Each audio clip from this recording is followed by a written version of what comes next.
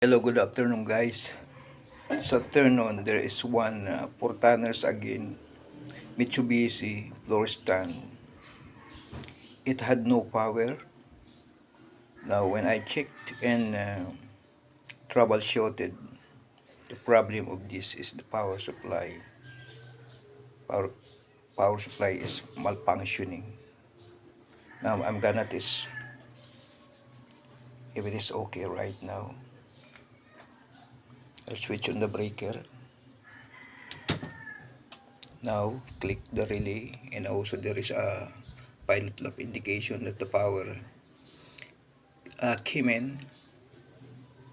So after this, I'm going to test to the complete with the indoor and also fan motor as well as the compressor.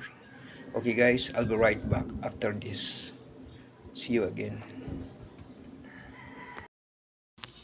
Hello, good morning guys. Welcome back again to Ernest Web YouTube channel.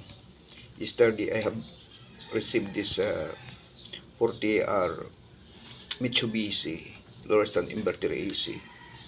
It came from Calauan, Laguna.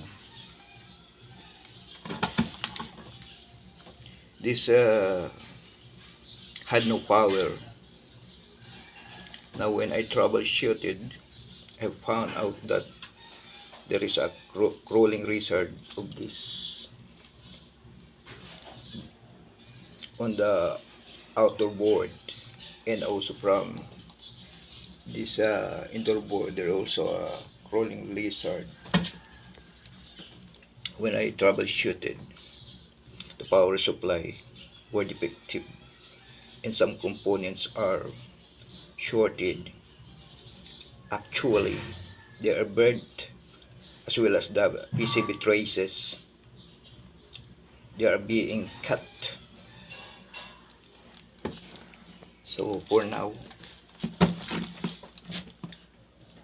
this compressor is already connected to the output IP of the IPM, and also this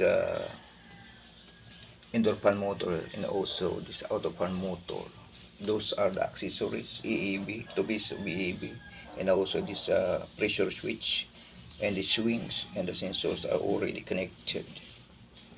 Now I'm gonna wait to turn on this control display because there is a delay. Upon turning on this guys, I will turn on. So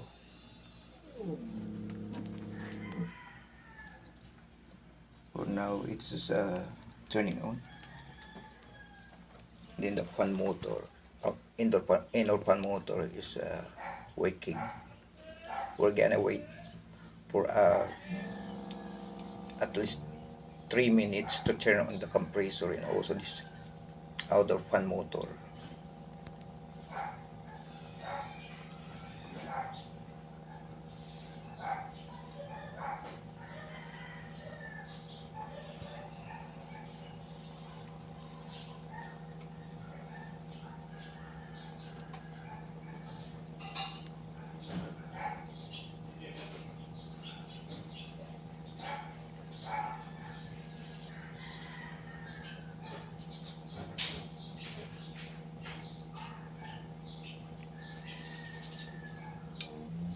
Oh, the relay guys, it clicked,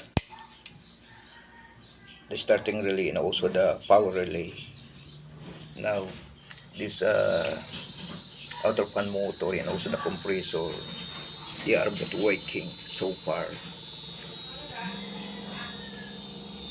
Now we're gonna wait until this to work for a longer time.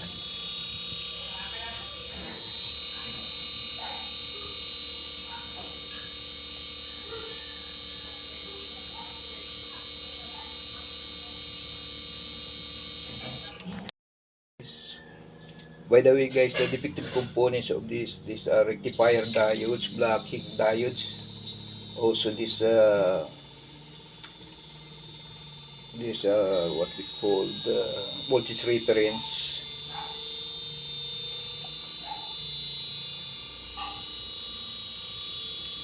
Okay guys, thank you very much for your watching of this video. See you until the next video.